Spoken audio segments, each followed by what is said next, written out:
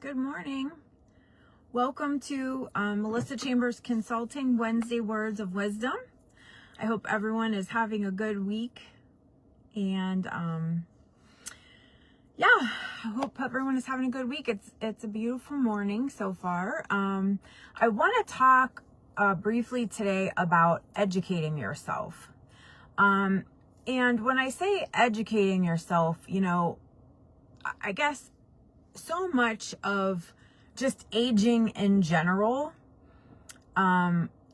with trying to maintain, good health and things like that, staying active, things that you can do, things that you maybe shouldn't do anymore.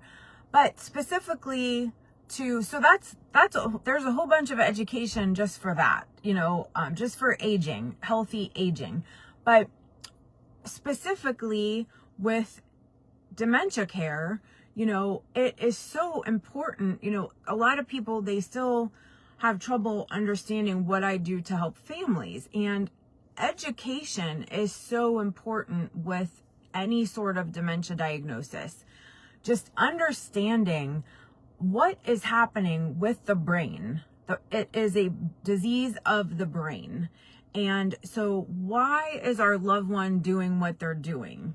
Well, if I can help you understand what's going on with the brain, then I can help you understand why they're doing that and why maybe some responses that you have might be better than others, or, what is a good way to respond. And so I really cannot even begin to tell you how important education is specifically with dementia. But again, even just for aging in general, understanding what our options are, understanding the differences between, what if you just need someone to come and sit with your loved one or to help with bathing or grooming? What if they need physical therapy, or what if they need a nurse to come in, or how do you know if they need a nurse to come in? When is hospice a thing?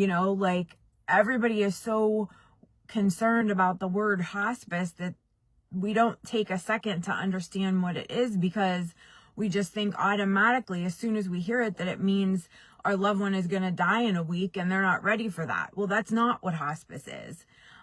So educating ourselves, understanding, does our loved one ever need to be in a nursing home? Do they need assisted living? Can they be in assisted living? Automatically, again, as soon as we hear assisted living, we think that our loved one has to be independent. And if they need help, they could never possibly go into assisted living. Well, that's not necessarily true. So again, just understanding options so that we can sort of plan.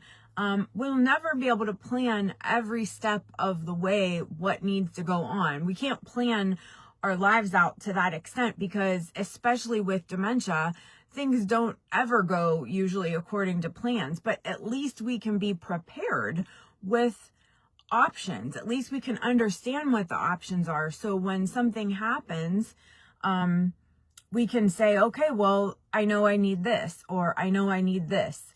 Or, I know I need to call this person that I've already talked to, because we're prepared and we're understanding. So I think education is so, so important, and just educating yourself on